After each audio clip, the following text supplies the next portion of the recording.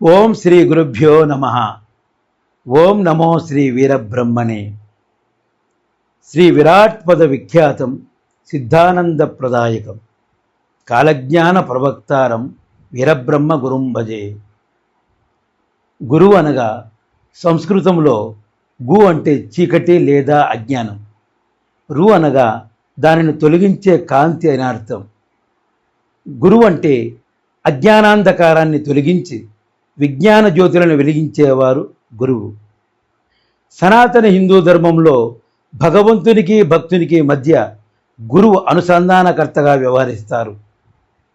అలాంటి గురువులను స్మరించుకునే, కృతజ్ఞతలు తెలుపుకునేందుకు జరుపుకునే పవిత్రమైన పర్వదినం గురు పౌర్ణమి. గురు పౌర్ణమిని వ్యాస పౌర్ణమి అని కూడా పిలుస్తారు.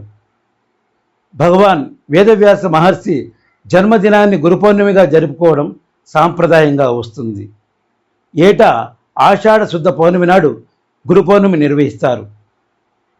ఈ నెల జూలై 29వ తేదీన దేశవ్యాప్తంగా అత్యంత వైభవపేతంగా జరుపుకుంటారు. భారతదేశం ఎందరో గురుదేవుల పుణ్యధామం. అలాంటి వారిలో సుప్రసిద్ధులు భూత భవిష్యత్ వర్తమాన కాలజ్ఞాన సృష్టికర్త జగద్గురువు శ్రీ మధ్వరాట్ పోతులూరి వీరబ్రహ్మేంద్ర స్వాముల వారు. హిందూ ముస్లిం సమైక్యతకు, దళిత జనోద్ధరణకు, స్త్రీజాతి ఔన్నత్యానికి ఎంతో కృషి చేశారు. మహమ్మదీయుడు సిద్ధైన శిష్యునిగా స్వీకరించి పంచముడుకు కక్కయ్యకు, రెడ్డి కులస్తైన అచ్చమ్మకు, బ్రాహ్మణుడైన అన్నాజయ్యకు జ్ఞానోపదేశం చేసి తన ఆత్మీయ శిష్యులుగా చేసుకున్నారు. మనిషిని ప్రేమించలేని వాడు దేవుడిని ప్రేమించలేడని, మానవ సేవే మాధవ సేవే అని హరిజనుడైన కక్కయ్యను శిష్యునిగా స్వీకరించి షట్చక్ర సందర్శనం చేయించారు. శ్రమైక జీవన సౌందర్యాన్ని ఆస్వాదిస్తూ కార్మిక కర్షక వర్గాలకు కావలసిన వ్యవసాయ పనిముట్లను, కులవృత్తిని అనుసరించి అందించారు. అదే సమయంలో ఆధ్యాత్మిక ప్రబోధాలు చేశారు. తన జ్ఞాననేత్రంతో ప్రకృతిలోని రహస్యాలను గ్రహించి సాంద్రసింధు వేదం అనే కాలజ్ఞానాన్ని రచించి భవిష్యత్తులో జరగబోయే వింతలను విశేషాలను ముందుగానే దర్శించి వినిపించారు. ఆయన రచించిన కాళీమోట గంధాలు, కాళికాంబ సప్తశతి, కాలజ్ఞాన తత్వాలు, గోవింద వాక్యాల ద్వారా ప్రపంచానికి తత్వబోధ చేసి జగద్గురువుగా ప్రసిద్ధి చెందారు.